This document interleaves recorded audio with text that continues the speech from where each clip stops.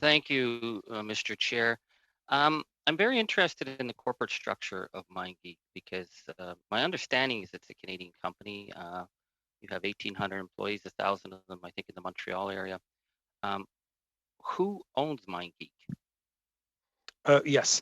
So in 2010, beginning 2010, MindGeek was called Manwin. It was owned by a German gentleman. His name was Fabian Tillman. He was the owner of the company.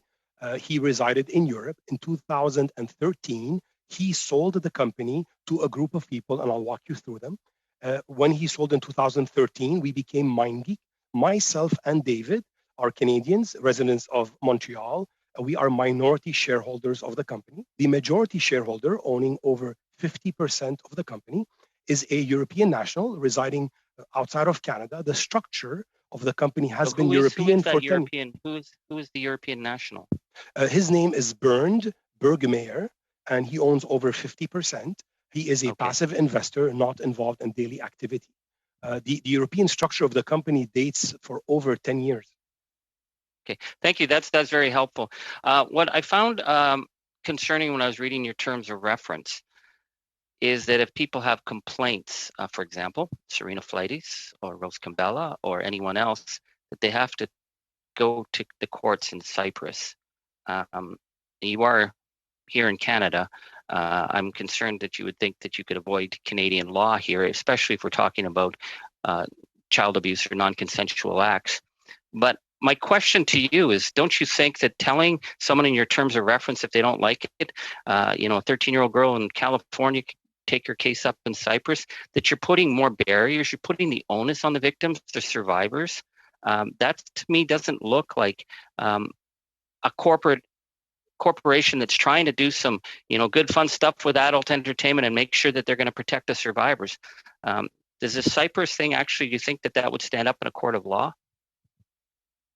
We abide by Canadian laws. That there's no need of Cyprus. The structure and the company being European does not. So why is it in the terms of reference? That's what I find confusing. Why is it in your terms of reference? To be honest, I will have to get back to you on that and ask our legal counsel. But I mean, clearly we are living in Canada. We abide by Canadian law. Yeah, for sure.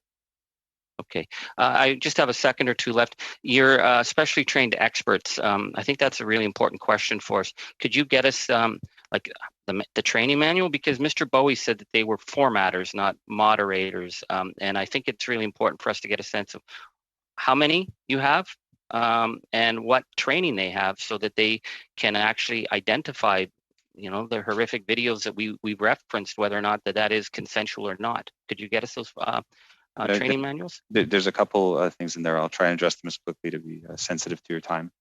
The content formatters is a complete separate team, and those are not the individuals that actually do the screening for the content. So that's a separate team that's actually located in Montreal. They work with different content providers and stuff to work on enhancing the videos and stuff like that. So they have nothing to do with the compliance team. No one at the company is actually allowed to work on the content until it passes through compliance. So that was just a misunderstanding. As for the manual, that is an internal document that I believe is best kept internal, and it is a constantly evolving document. And we'd like to stand behind what people see on the site, as those are our real words and those are our real actions. And it's a constantly evolving at every level. Thank you, Mr. Angus. Sorry, point of clarification, Mr. Chair, because they said they wanted to keep the documents internal. But we can have a discussion about our rights as parliamentarians, being that this is a Canadian company and a parliamentary investigation, whether we can obtain those documents. Absolutely. We can have a discussion at the end of the meeting with regards to the request for documentation, and I'll be sure to leave time for that.